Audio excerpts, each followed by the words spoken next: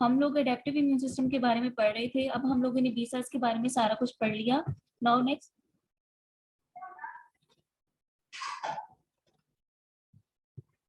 Next हम लोगों ने जो पढ़ना है वो है हमारे पास टी सेल्स। टी सेल की हम लोगों ने कल पढ़ा था कि किस तरीके से वो मेच्योर होते हैं, किस तरीके से उनका सारा वो प्रोसेस होता है, जो कि बोन मैरो के अंदर से आगे वो थाइमस के अंदर होना होता है। थाइमिक उनकी एजुकेशन किस तरीके से हो रही होती है, ठीक है, कि कैसे उनको एमएससी दिखाया जाता है, फिर कैसे वो मेडला के अंदर आते हैं और मेडला के अंदर थाइमस के सेल उनको दिखाते हैं सेल्फ एंटीजेंस, और वो AIRE जो सा रेगुलेटर है उसके अंडर ये काम हो रहा होता है सेल्फ एंटीजेंस को दिखाने वाला। ये सारा काम हम लोगों ने कल पढ़ा था, ठीक है। अब हम लोग फर्दर उससे आगे भी पढ़ेंगे, और अब हम लोगों ने ये पढ़ना है कि टी सेल्स बेसिकली एक्टिवेट कैसे होते हैं, वो कैसे फॉरेन एंटीजन को रिकॉग्नाइज करते हैं और आगे वो सारा काम कैसे करते हैं, ठीक है। अब जो से है ना, टी सेल हमारे पास अडेप्टिव इम्यून सिस्टम में बहुत ज्यादा अहम किरदार अदा करते हैं, बहुत ज्यादा अहमियत के हामिल है। क्यों? क्योंकि जब जिन केसेस में हमारे पास हमारे टी सेल्स काम नहीं कर रहे होते ना, तो मतलब कि अडेप्टिव इम्यून सिस्टम काम नहीं कर रहा। और अगर अडेप्टिव इम्यून सिस्टम काम नहीं कर रहा, तो हम लोगों ने बारहा एक डिजीज का नाम पढ़ा है जिसको हम लोग कहते हैं skid, SCID, severe combined immuno deficiency, जिसमें क्या होता है कि हमारा अडेप्टिव इम्यून सिस्टम काम नहीं कर रहा और पेशेंट को लीथल इन्फेक्शन होते हैं, लाइफ थ्रेटनिंग इन्फेक्शन उसको बार बार चल रहे होते हैं। अब टी सेल मीडिएटेड जो सा इम्यून सिस्टम है ना, उसमें हमारे पास डिफरेंट तरह के सेल्स आते हैं, और उनमें हमारे पास नंबर 1 पे मैक्रोफेजेस और डेंड्रिटिक सेल्स आते हैं, जो कि हम लोगों ने पढ़ा है कि एंटीजन को प्रेजेंट करते हैं टी सेल्स को। नंबर 2 पे हमारे पास CD4 पॉजिटिव सेल आते हैं, जो कि आगे कन्वर्ट होते हैं into the helper T cell या फैक्टर टी सेल। नंबर 3 पे हमारे पास CD8 पॉजिटिव टी सेल आते हैं, जो कि आफ्टर मेचुरेशन और एक्टिवेशन के बाद कन्वर्ट हो जाते हैं into the cytotoxic T cells. और साइटोटॉक्सिक का मतलब ये है कि सेल के लिए टॉक्सिक है, सेल को किल कर देंगे। और नंबर 4 पे हमारे पास जो सेल आते हैं वो है नेचुरल किलर सेल्स, सही है। ये हमारे पास T cell mediated immune system जो है उसके कॉन्स्टिट्यूएंट्स है। अब हम लोगों के पास ये आ जाता है कि ये सेल बेसिकली ये जो सेल वाला सारा इम्यून सिस्टम है, उसमें आज किस तरीके से इंटरेक्शन हो रहा होता है, उसमें हम लोगों ने पढ़ा था कि साइटोकाइंस के थ्रू इंटरेक्शन हो रहा होता है। हम लोगों ने जब साइटोकाइन पढ़े तो हम लोगों ने यही बात की थी ना कि सेल टू सेल इंफेक्शन किन के जरिए से हो रहा होता है, साइटोकाइंस के जरिए से। तो इसमें भी बेसिकली हमारे पास सारा काम साइटोकाइंस के ऊपर ही डिपेंड कर रहा होता है। अब आपको एक डेफिनेशन आनी चाहिए जिसे हम लोग कहते हैं अपॉर्चुनिस्टिक माइक्रो ऑर्गेनिजम्स। वो ऑर्गेनिजम्स जो एक इम्यूनो हेल्दी जो सा पर्सन है जिसका इम्यून सिस्टम बिल्कुल हेल्दी है और उसको कुछ भी नहीं कहते, लेकिन वो ऑर्गेनिज्म या हम लोग वो हैं जिनके अंदर जो सा इम्यून सिस्टम है वो लो हो गया है, तो वो तब डिजीज करेंगे। यानी कि जो पर्सन इम्यूनो डेफिशिएंट हैं या जिनमें इम्यून सिस्टम कॉम्प्रोमाइज हो गया है, उनमें जो डिजीजेस कॉज करते हैं ऑर्गेनिज्म, उनको कहते हैं अपॉर्चुनिस्टिक माइक्रो ऑर्गेनिज्म। यानी कि उनको अपॉर्चुनिटी मिली है कि इस बंदे का डिफेंस सिस्टम लो हो गया है, तो अब इसको इन्फेक्शन कॉज करते हैं। ओके, अब हम लोग पढ़ते हैं एक्टिवेशन ऑफ टी सेल्स। हम लोगों ने पहले पढ़ा कि बी सेल और टी सेल की स्टार्टिंग में कहाँ पे बनते हैं, बोन मैरो के अंदर, और B cell totally bone marrow के अंदर बनते हैं, इस वजह से हम लोग उनको कहते हैं बी सेल्स। और टी सेल का आगे जो मैचुरेशन है वो उनकी फेज हो रही होती है इन द थाइमस। तो ये जो अर्ली डेवलपमेंट इनकी थाइमस के अंदर या बोन मैरो के अंदर हो रही होती है ना, तो इस थाइमस या बोन मैरो को हम लोग प्राइमरी लिम्फोइड ऑर्गन्स कहते हैं। और इस फेज में क्या किया जा रहा होता है, हम लोगों ने पहले बारहा पढ़ लिया कि इनके सरफेस के ऊपर रिसेप्टर अटैच करवाया जाता है और साथ में इनको सेल्फ एंटीजेंस को दिखाया जाता है। लेकिन अभी तक ये जो सेल है ना, इन्होंने फॉरेन एंटीजेंस को नहीं देखा होता। फॉरेन एंटीजन को नहीं देखा तो इस वजह से हम इनको नेक्ड सेल कहते हैं, लेकिन इनके सरफेस के ऊपर एक मेच्योर जो है ना रिसेप्टर मौजूद है। या टी सेल है तो टी सेल रिसेप्टर मौजूद है, बी सेल है तो बी सेल रिसेप्टर मौजूद है, जिसकी वजह से हम लोग इनको कहते हैं कि ये मेच्योर है, सही है। यानी कि हम लोग इनको मेच्योर कहते हैं, और साथ में ये नेव है, यानी कि अभी तक इनका इनकाउंटर नहीं हुआ with the foreign antigen. Foreign antigen के साथ इनका इनकाउंटर कहाँ पे होगा, उनके साथ इनका इनकाउंटर होगा in the secondary lymphoid organs. और हमारे पास सेकेंडरी लिम्फोइड ऑर्गन्स पे अभी तक जिसका हम लोग नाम सबसे ज्यादा पढ़ चुके हैं उसका नाम है लिम्फ नोड। इसके अलावा मार्ट हो गया, मिकोजा एसोसिएटेड लिम्फोइड टिश्यू, इसके अलावा स्प्लीन हो गया, ये हमारे पास सारे सेकेंडरी लिम्फोइड ऑर्गन्स है। अब हमारे पास बी सेल बने थे बोन मैरो के अंदर, डेवलपमेंट उनकी हुई थी, और टी सेल की हुई थी थाइमस के अंदर। इन्होंने मूव करेंगे थ्रू कीमोकाइन, अपने रिसेप्टर्स के थ्रू क्या करेंगे, उस कीमोकाइंस को रिकॉग्नाइज करके कीमोकाइंस को डिटेक्ट करके मूव कर जाएंगे into the secondary lymphoid organs. सही है। और सेकेंडरी लिम्फोइड ऑर्गन्स के अंदर इनका इनकाउंटर होगा विद द फॉरेन एंटीजेंस। अब क्या होगा, आगे हम लोग फर्दर फेजेस देखते हैं कि किस तरीके से हमारा जो है ना इम्यून सिस्टम एक्टिवेट होगा। सबसे पहले हम लोग बात करेंगे अपने लिम्फोइड टिश्यूज आर्किटेक्चर की। जितने भी लिम्फोइड ऑर्गन्स होते हैं ना, उनमें दो जोन्स होते हैं। एक जोन जो सा होता है ना बी सेल्स का जोन होता है, नंबर 2 पे जो है ना जोन होता है वो टी सेल का जोन होता है। बी सेल के जोन को कहते हैं बी जोन और टी सेल के जोन को कहते हैं टी जोन। और बी सेल ज्यादातर किसके अंदर रिजाइड करते हैं, हम लोगों ने पढ़ा था जब हम लोग बी सेल के बारे में बात कर रहे थे, वो बी सेल फोलिकल के अंदर रिजाइड कर रहे होते हैं, यानी कि वो फोलिकल के अंदर होते हैं। ये हम लोग पहले बात कर चुके हैं कि बी सेल फोलिक के अंदर सबसे ज्यादा क्या होते हैं, उसके अंदर बी सेल ज्यादा होते हैं। और इसके बी सेल जोन जो सा है उसके साथ ही टी जोन होता है जिसके अंदर टी सेल ज्यादा होते हैं। अब ये वो जगह है जो सा हमारे सेकेंडरी लिम्फोइड ऑर्गन्स है, यहाँ पे क्या होगा, यहाँ पे जो सा फॉरेन एंटीजन है वो दिखाया जाएगा हमारे सेल्स को। यहाँ बी सेल है तो हम लोगों ने बी सेल की जो सी एक्टिवेशन पढ़ी थी टी डिपेंडेंट, उसमें भी देखा था हम लोगों ने कि बी सेल जो से हैं वो खुद भी एक एंटीजन प्रेजेंटिंग सेल है और वो दिखा रहे होते हैं फॉरेन एंटीजन को to helper T cell, follicular helper T cell, और बदले में वो उसको हेल्प कर रहा होता है।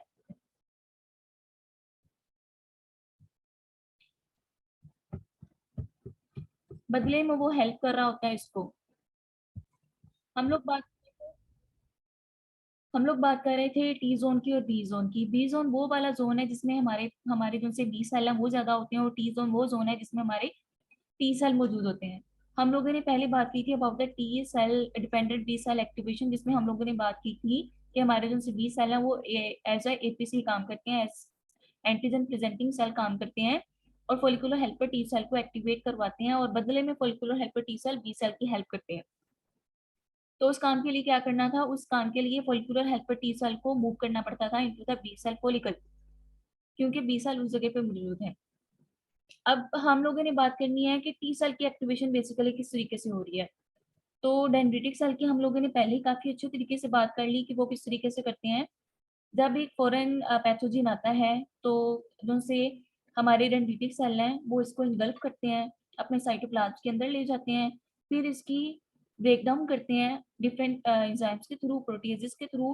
फिर जब ये ब्रेक डाउन के थ्रू स्मॉल पेप्टाइड में कन्वर्ट हो जाता है तो एमएचसी के जरिए से ये दिखा देते हैं, जो सा पेप्टाइड है उससे किसको, उसको टी सेल को दिखा देते हैं। और टी सेल किसके जरिए से रिकॉग्नाइज करता है एंटीजन को, अपने टी सेल रिसेप्टर के जरिए से। अब इस काम के लिए जरूरी है, हम लोगों ने बात की कि टी सेल जो से है ना वो टी सेल जोन के अंदर मौजूद है।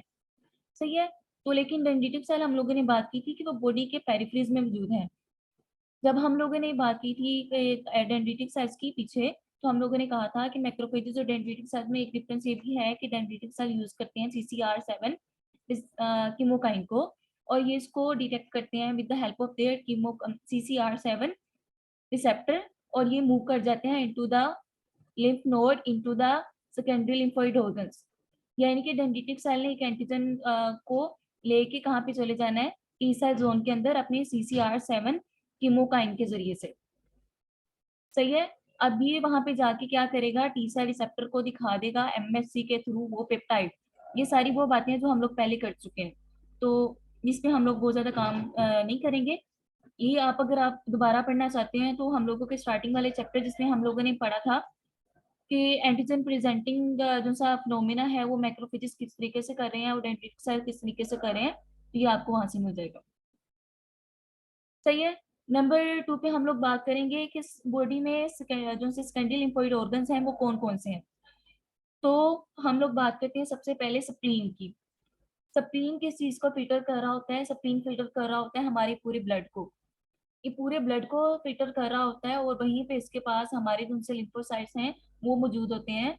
और अगर किसी किस्म का कोई, और साथ इसके जो से आउटर लेयर है ना स्प्लीन की, स्प्लीन की जो सी आउटर लेयर है जो सब आपको यहाँ पे नजर आ रहा है, इसकी एक व्हाइट पल्प होती है और एक रेड पल्प होती है। रेड पल्प में क्या होता है कि सारे जो से हैं हमारे आरबीसी वो फिल्टर हो रहे होते हैं, अगर किसी किस्म का कोई पैथोजन ब्लड के अंदर आ गया तो वो भी वो यहाँ पे डिटेक्ट कर लिया जाएगा। और व्हाइट पल्प में हमारे लिम्फोसाइट्स होते हैं। सही हो गया। अब क्या होगा कि इसी के जो सी आउटर लेयर है ना, यहाँ पे हमारे एंटीजन प्रेजेंटिंग साइट्स भी पड़े होते हैं। अगर किसी किस्म का कोई पैथोजन आएगा तो वो पकड़ के टी सेल्स को दिखा दिया जाएगा। तो यहाँ पे ये वाला जो स्क्रीन है इसमें ब्लड की फिल्टर कर लिया जाएगा, ब्लड की फिल्ट्रेशन होगी। नंबर 2 पे जो से हमारा म्यूकोजा है, हम लोगों ने बात की थी ना, हमारा बॉडी का एक बैरियर है जो कि म्यूकोजा है।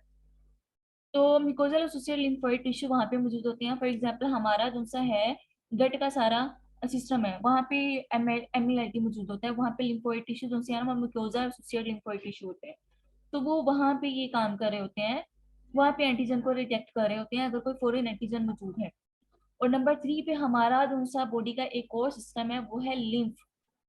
लिम्फ आपने पहले पढ़ा होगा जब हम लोग फर्स्ट ईयर में पढ़ रहे होते हैं। तो लिम्फ क्या होता है, ये भी हमारे पास ये जैसे ब्लड है इस तरह एक टिश्यू है। तो उसमें अगर ये बॉडी के जितने भी टिश्यू फ्लूइड हैं वो सारे लिम्फ के थ्रू फिल्टर हो रहे होते हैं। यानी कि टिश्यू में किसी भी किस्म का अगर ये आ गया है पैथोजन वगैरह, तो वो लिम्फ के थ्रू सारा का सारा क्या हो जाएगा, लिम्फ नोड के जरिए से फिल्टर हो जाएगा। यानी कि हमारी बॉडी का कोई भी जो सा है फ्लूइडिक सिस्टम वो बिना फिल्ट्रेशन के नहीं रह रहा। उसमें अगर किसी भी किस्म का पैथोजन आएगा वो कहीं ना कहीं जो सेकेंडरी लिम्फोइड ऑर्गन्स हैं उनके जरिए से पकड़ा जाएगा और क्या कर दिया जाएगा, उसके अगेंस्ट इम्यून सिस्टम हमारा एक्टिवेट होगा। सही है। अब यहाँ पे आपको नजर आ रहा है हमारा लिम्फ नोड, ये एमईएलटी की बात की है, ऊपर जो हमने बात की थी वो सपीन की थी। अब ये जो है ना बी जोन, इसके ऊपर जो सर आउटर वाली साइड पे ये बी जोन है, और बी जोन के अंदर जो है ना बी फॉलिकल होते हैं जिसके अंदर हमारे बी सेल होते हैं। और ये वाला जो सा इसका ये वाला एरिया होता है ना ये टी जोन होता है। मैंने अपनी एक डायग्राम बनाई हुई है, इंशाल्लाह मैं आपके साथ व्हाट्सएप पे शेयर करूंगी उससे, तो आपको उससे काफी ज्यादा आइडिया हो जाएगा। अब ये यानी कि हमारे जितने भी सेकेंडरी लिम्फोइड ऑर्गन्स हैं बॉडी के अंदर वो क्या कर रहे हैं, वो हमारे बॉडी के पूरी बॉडी के जितने भी टिश्यूज हैं और हमारी बॉडी के जो फ्लूइडिक सिस्टम है उनको क्या कर रहे हैं, फिल्टर कर रहे हैं। फिल्टर क्यों कर रहे हैं, ताकि अगर उसके अंदर किसी भी किस्म का फॉरेन पैथोजन आ रहा है तो उसको क्या कर लिया जाए, उसको पकड़ा जाए और उसके अगेंस्ट इम्यून सिस्टम एक्टिवेट करवाया जाए। सही हो गया। अभी तक के लिए किसी को कोई कंफ्यूजन बच्चे? अब हम लोग बात करेंगे टी सेल जिनसे रिसेप्टर हैं उनकी सिग्नलिंग कैसे होती है। तो उसके लिए आप सबसे पहले बी सेल की जो सिग्नलिंग हम लोगों ने पढ़ी थी उसको याद करेंगे, जिसमें हम लोगों ने पढ़ा था कि हमारे पास दो तरह की सिग्नलिंग होती है, दो तरह के सिग्नल होते हैं तो फिर ही हमारा सेल पूरी तरह से एक्टिवेट हो पाता है। एक जो सा है सिग्नल उसको कहते हैं हम लोग सिग्नल 1, और सिग्नल 1 की मौजूदगी में सिर्फ एक सिग्नल 1 मौजूद है तो हमारा सेल एक्टिवेट नहीं होगा। सेल को फुली एक्टिवेट होने के लिए सिग्नल 2 की जरूरत होती है, और सिग्नल 2 को कहते हैं को स्टिमुलेशन। अब आपने गौर से सुनना है कि सिग्नल 2 को को स्टिमुलेशन क्यों कहते हैं। को का मतलब होता है कोई चीज उसके साथ मौजूद है, को स्टिमुलेशन स्टिमुलेट हो रहा, यानी कि सिग्नल 1 के साथ कोई ऐसी और भी सिग्नल मौजूद होना जरूरी है, को में मौजूद होना है, उसके साथ में मौजूद होना है ताकि वो फुली एक्टिवेट हो सके। सही है, इसको कहते हैं को स्टिमुलेशन। अब हम लोगों ने बात की थी, सबसे पहले हम लोग एक छोटी सी डेफिनेशन पढ़ेंगे टी सेल में एक्टिवेशन में, कि हमारे जो से टी सेल हैं वो सिर्फ उन्हीं पेप्टाइड्स को रिकॉग्नाइज कर सकते हैं जो कि एमएससी के साथ अटैच हैं, सिर्फ उन्हीं को रिकॉग्नाइज कर सकते हैं जो कि एमएससी के साथ अटैच हैं। अगर वो एमएससी के थ्रू उसको नहीं दिया जा रहा टी सेल को वो पेप्टाइड, तो वो उसको रिकॉग्नाइज नहीं करेगा। इस एमएससी के ऊपर डिपेंडेंसी को क्या कहते हैं हम लोग, एमएससी रिस्ट्रिक्शन। क्या कहते हैं इसको, एमएससी रिस्ट्रिक्शन। अब क्या होगा, टी सेल सिर्फ हमारे पास उन्हीं वाले पेप्टाइड्स को रिकॉग्नाइज करते हैं जो कि एंटीजन को रिकॉग्नाइज करते हैं जो कि क्या है, जिनकी नेचर है हमारे पास पेप्टाइड है, यानी कि वो प्रोटीन इन नेचर है।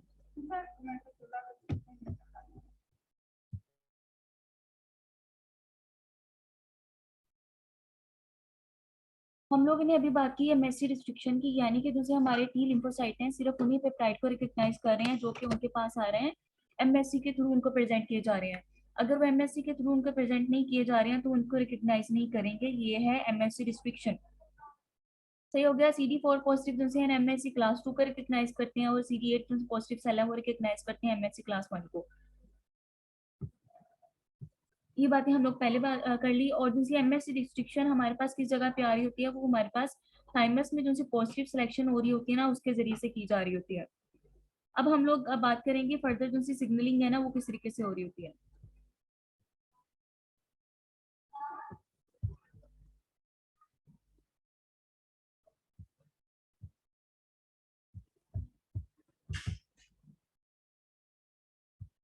सबसे पहले सिग्नल 1 आएगा। सिग्नल 1 किस तरीके से आएगा, सिग्नल 1 होगा जो ये जो हमारे एक टी सेल है ना, ये CD4 पॉजिटिव टी सेल है। यहाँ पे हमारे पास CD8 पॉजिटिव टी सेल भी हो सकता है। अब ये CD4 पॉजिटिव टी सेल है तो इसमें MSC कौन सी आएगी, MSC क्लास 2 आएगी। अब ये एक एंटीजन प्रेजेंटिंग सेल है जो कि डेंड्रिटिक सेल है। डेंड्रिटिक सेल क्या करेगा, ये MSC इसने सारा का सारा जो है ना काम कर लिया सारा। अब इसने आके पेप्टाइड को MSC क्लास 2 के जरिए से जो सा टी सेल रिसेप्टर है ना उसके साथ हमारे जो से टी सेल को दिखा देना है। ठीक है, ये हो गया सिग्नल 1। ये हो गया सिग्नल 1। अब क्या होगा कि जो से जब ये होंगे जो सा टी सेल रिसेप्टर के ने पेप्टाइड को रिकग्नाइज किया है MSC के साथ, तो इसके साथ ये काम हो रहा होगा कि जो से हमारे टी सेल की सरफेस के ऊपर अगर वो CD4 पॉजिटिव सेल है तो CD4 जो सी मोलिक्यूल मौजूद है वो आगे से क्या करेंगे, ये जो सा MSC का मोलिक्यूल है ना उसके साथ बॉन्ड बनाएंगे। ये उसके साथ बाइंड करेंगे जिसकी वजह से ये इंफेक्शन ज्यादा बढ़ जाएगा। यानी कि ये जो सा पूरा इंफेक्शन है ना टी सेल रिसेप्टर का MSC के साथ और एंटीजन के साथ जो सा पूरा का पूरा एक इंफेक्शन है ना वो बढ़ जाएगा। अब जब सिग्नल 1 जनरेट होगा तो उसके बदले में हम लोगों ने पीछे बात की थी कि जो से हमारे CD3 मोलिक्यूल मौजूद होते हैं टी सेल रिसेप्टर के साथ ही टी सेल की सरफेस पे, वो एक्टिवेट हो जाएंगे। और उनका काम क्या था, उनका काम था साइटोप्लाज्मिक टायरोसिन काइनेज के थ्रू डाउनस्ट्रीम सिग्नलिंग को एक्टिवेट करना, डाउनस्ट्रीम जो सिग्नलिंग है उसको इनहेंस करना। अब ये कैसे करते हैं, ये सारा कैस्केड एक सिग्नल्स का चलाते हैं और उसके बदले में क्या करते हैं, ये कैल्शियम का इनसाइड द सेल जो है ना गेट है जो कैल्शियम के, वो सेल के ओपन कर देते हैं और कैल्शियम जो है ना वो सेल के अंदर रश करता है। क्या हुआ, इस सबके जरिए से जो सा कैल्शियम है ना वो सेल के अंदर चला गया। अब जब सेल के अंदर कैल्शियम चला गया तो वो एक्टिवेट करवाएगा एक सीरीन फॉस्फेटेज है जिसका नाम है कैसीन यूरिन। कैसीन यूरिन है उसको एक्टिवेट करवाएगा और वो बदले में क्या करेगा, वो बदले में इंटरल्यूकिन 2 और हाई एफिनिटी इंटरल्यूकिन 2 रिसेप्टर जो से है ना जीन के जीन्स, इंटरल्यूकिन 2 और इंटरल्यूकिन 2 के जो से रिसेप्टर है ना उनके जीन्स को एक्टिवेट करवा देगा। यानी कि बदले में ये क्या करवा रहा है, ये साइटोकाइंस को बनवा रहा है। सही है। और ये जैसे इंटरल्यूकिन 2 है ना, इसका काम ये होता है कि सेल को ये प्रोलिफरेट करवाता है। हम लोगों को बदले में तो यही चाहिए ना कि हमारा सेल ने अगर वो रिकग्नाइज कर लिया हो तो ज्यादा से ज्यादा प्रोलिफरेट करे, एक से ज्यादा सेल बने और इम्यून सिस्टम इनहेंस हो, इम्यून सिस्टम एक्टिवेट हो। तो CD3 के जरिए से ये सारा काम हो रहा होता है। अब जब CD3 जो एक्टिवेट होता है ना, इसका एक और काम भी आता है। ये CD3 एक्टिवेट होने के बाद LFA1 का इंट्रैक्शन ICAM1 के साथ करवाता है। जब ये दोनों मॉलिक्यूल आपस में इंटरेक्ट करते हैं तो ये दूसरा दोनों सेल का आपस में इंटरेक्शन है ना ये मजीद बढ़ जाता है। ठीक है, यानी कि जो सा बॉन्डिंग है ना दोनों सेल की आपस में वो ज्यादा स्ट्रोंग हो जाती है। सही है, यानी कि सेल टू सेल जो से है बॉन्डिंग उसको ये ज्यादा स्ट्रोंग बना रहा होता है। ये काम हो रहा होता है सिग्नल 1 के नतीजे में। लेकिन अब हम लोगों ने एक बात की थी कि सिग्नल 2 का होना बहुत लाजमी है। अगर सिग्नल 2 मौजूद नहीं है तो सेल एनर्जी की स्टेट में चला जाएगा, नो रिस्पॉन्सिवनेस की स्टेट में चला जाएगा। वो क्यों चला जाएगा, क्योंकि सिग्नल 2 एक किस्म का सेफ गार्ड होता है। ये सेल को इस बात का बता रहा होता है कि जो सा पैथोजन आया है या जो एंटीजन तुम्हें दिखाया जा रहा है तुम्हारे टी सेल रिसेप्टर के थ्रू, वो एक्चुअल में हार्मफुल है कि नहीं है। सही है। तो एक एडिशनल सिग्नल 2 जो सा है ना वो इस चीज की सेफ्टी प्रोवाइड कर रहा होता है कि जो सा आने वाला सिग्नल है जो तुम्हारे पास आया है एक एंटीजन, वो असल में हार्मफुल है कि नहीं है। सही है। तो सिग्नल 2 में हमारे पास जो सा होता है ना, ये डेंड्रिटिक सेल के ऊपर पैथोजन रिकग्निशन रिसेप्टर्स के थ्रू जो सी है ना पैम्स को रिकॉग्नाइज किया जाता है। सिग्नल 2 में ये आ रहा है। तो उसमें एक उसके नतीजे में क्या होता है कि सेल की सरफेस के ऊपर एक मॉलिक्यूल होता है B7, वो इनहेंस हो जाता है डेंड्रिटिक सेल के ऊपर। वो क्या होता है कि B7 का लेवल ज्यादा हो जाते हैं। इसके नतीजे में जब बी सेल जो है ना ज्यादा हो जाता है तो बी सेल का इंट्रैक्शन होता है, इसकी एफिनिटी होती है टी सेल के ऊपर मौजूद मॉलिक्यूल CD28 के साथ। इसकी एफिनिटी होती है CD28 के साथ, सही है। और इसके नतीजे में क्या हो रहा होता है, सिग्नल 2 एक अच्छा से जनरेट हो रहा होता है और सेल फुली एक्टिवेट हो जाता है। अब आप सेकंड वाली कंडीशन देखें जिसमें क्या है कि जो सा पैथोजन रिकग्निशन रिसेप्टर है, इसने किसी किस्म के पैम को पैथोजन एसोसिएटेड मोलिकुलर पैटर्न को रिकॉग्नाइज नहीं किया। जब इसने रिकॉग्नाइज नहीं किया तो B7 नहीं बना। B7 नहीं बना तो क्या हुआ है, CD28 के साथ इसका इंटरेक्शन नहीं हुआ। जब वो B7 बना ही नहीं है तो सिग्नल 2 जनरेट नहीं हुआ। जब सिग्नल 2 जनरेट नहीं हुआ तो टी सेल एक्टिवेट नहीं हुआ, सही है। और सेल किस फॉर्म में चला गया, सेल चला गया नो रिस्पॉन्सिवनेस की स्टेट में, एनर्जी की स्टेट में। यानी कि सिग्नल 1 अकेला टी सेल को या एक्टिवेट करने के लिए काफी नहीं है, साथ में उसके सिग्नल 2 लाजमी है। सिग्नल 2 इसलिए लाजमी है कि हो सकता है कि कोई ऐसा एंटीजन आ गया है जो कि सेल के लिए हार्मफुल ही नहीं है। वो बेचारा नेव सा था, किसी कुछ भी नहीं था उसमें, कोई भी डेंजरस चीजें नहीं थी, डेंजर एसोसिएटेड कोई भी मॉलिक्यूल नहीं था, किसी भी किस्म का उसके साथ हार्म एसोसिएटेड नहीं था। तो अगर सिर्फ इसकी सिग्नल 1 की बेस पे उसको रिकॉग्नाइज करें तो क्या होगा, टी सेल एक्टिवेट हो जाएंगी और फजूल में हमारा जो है ना बॉडी में एक डैमेज का प्रोसेस स्टार्ट हो जाएगा। तो सिग्नल 2 इस चीज को रिकवर कर रहा होता है, इस चीज को मेक श्योर कर रहा होता है कि हमारा जो सा है टी सेल है वो किसी हार्मलेस जो सा पैथोजन हार्मफुल एंटीजन है उसके अगेंस्ट एक्टिवेट ना हो, सही है। और नंबर 3 पे हमारे पास एक सप्रेशन की स्टेट आती है। अब हम लोगों ने बात की कि B7 का जो सा B7 का CD28 के साथ इंटरेक्शन जब होता है तो बदले में सिग्नल 2 जनरेट होता है, जिसे हम लोग कहते हैं को स्टिमुलेशन, सही है। अब हमारे पास CD28 का एक कम्पिटिटिव इनहिबिटर होता है जिसका नाम है CTLA4। CD28 का एक इनहिबिटर है, कम्पिटिटिव इनहिबिटर है जिसका नाम है CTLA4। ये CD28 के साथ compete कर रहा होता है B7 के साथ बाइंडिंग के लिए। और CTLA4 की बाइंडिंग B7 के साथ जो सी एफिनिटी है, बाइंडिंग एफिनिटी वो ज्यादा है। तो जब ये मौजूद होगा तो क्या होगा कि B7 के साथ CTLA4 बाइंड कर जाएगा और CD28 बाइंड नहीं करेगा। ये देखें यहाँ पे जो CD28 है वो खाली पड़ा हुआ है, इसलिए आया CTLA4, इसने क्या किया, इसने कंप्लीट किया B7 के साथ बाइंडिंग के लिए CD28 के साथ। जब ये बाइंड कर गया तो ये इनहिबिटरी था ना, तो सिग्नल 2 जनरेट नहीं हुआ। सिग्नल 2 जनरेट नहीं हुआ यानी कि सेल एक्टिवेट नहीं हुआ, सही है। इसी तरह एक और मॉलिक्यूल है जिसका नाम है PD1। ये भी एक और इनहिबिटरी मॉलिक्यूल है जिसका काम भी यही है कि सप्रेशन हो जाती है, बदले में सिग्नल 2 जनरेट नहीं होता, सही है। इस तरीके से हमारे सेल एक्टिवेट हो रहा है, यानी कि सिग्नल 1 में क्या हो रहा होता है कि टी सेल रिसेप्टर के साथ एक एंटीजन बाइंड किया MSC क्लास के जरिए से। MSC के साथ जो है ना फर्दर उसके साथ इंटेक्शन बढ़ाने के लिए CD4 ने किसके साथ बाइंडिंग बनाई, MSC प्रोटीन के साथ। एंटीजन बाइंड किया हुआ टी सेल रिसेप्टर के साथ, CD4 ने बाइंडिंग की है MSC के साथ, जिसकी वजह से बाइंडिंग मजबूत हो गई है।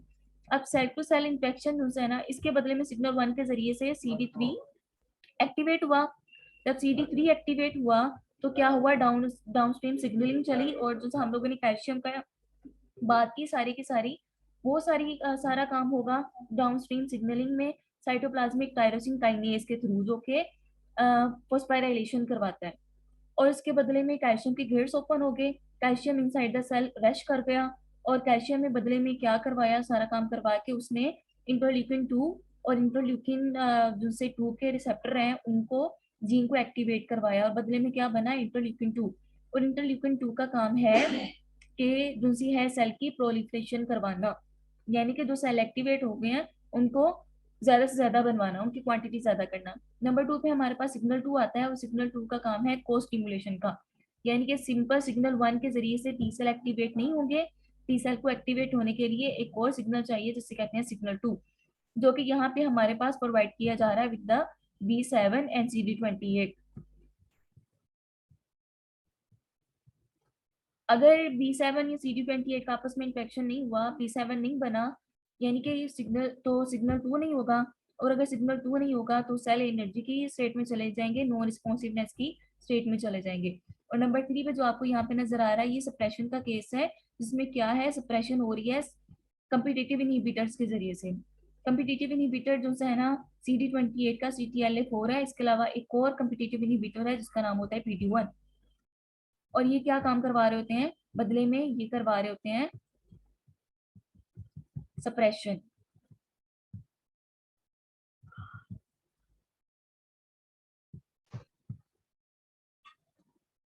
अब क्या होगा जब हमारे जो से सेल एक्टिवेट हो गए हैं, अगर MSC क्लास 2 के जरिए से आया है सिग्नल, एंटीजन आया है, तो हमारे CD4 पॉजिटिव सेल जो से एक्टिवेट हो जाएंगे, वो कन्वर्ट हो जाएंगे into the helper T cell.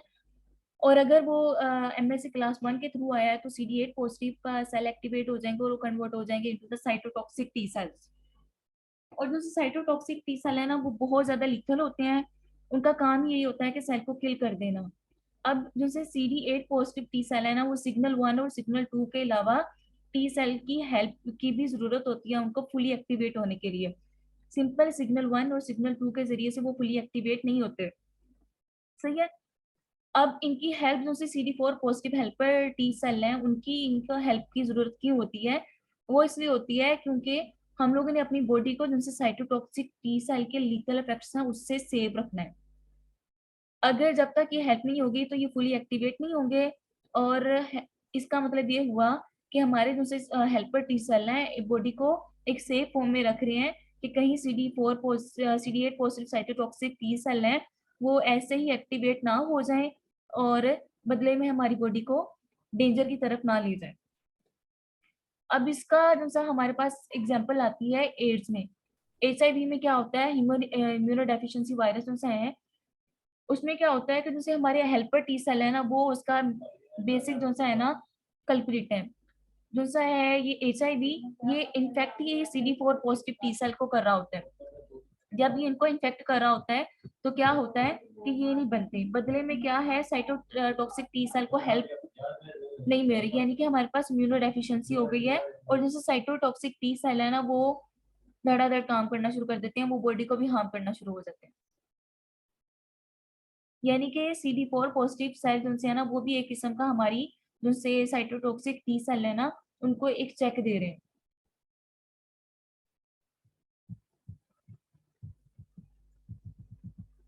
अब यहाँ पे एक छोटी सी समरी आप देख लेंगे कि जो से है ना इन्फेक्टेड टिश्यू था, उसके अंदर डेंड्रिटिक सेल ने क्या किया, डेंड्रिटिक सेल ने एक एंटीजन को पकड़ा, इंगल्फ किया, और सारा का जो है ना उसका पेप्टाइड लेके आके MSC के जरिए से उसने CD4 या CD8 पॉजिटिव सेल को दिखा दिया, जो कि अभी मेच्योर है और नेव है, अभी तक उन्होंने पहले एंटीजन को नहीं देखा था। अब उन्होंने एंटीजन को देखा और MSC के जरिए से, और क्या करेंगे, वो कोलोनल एक्सपेंशन करेंगे।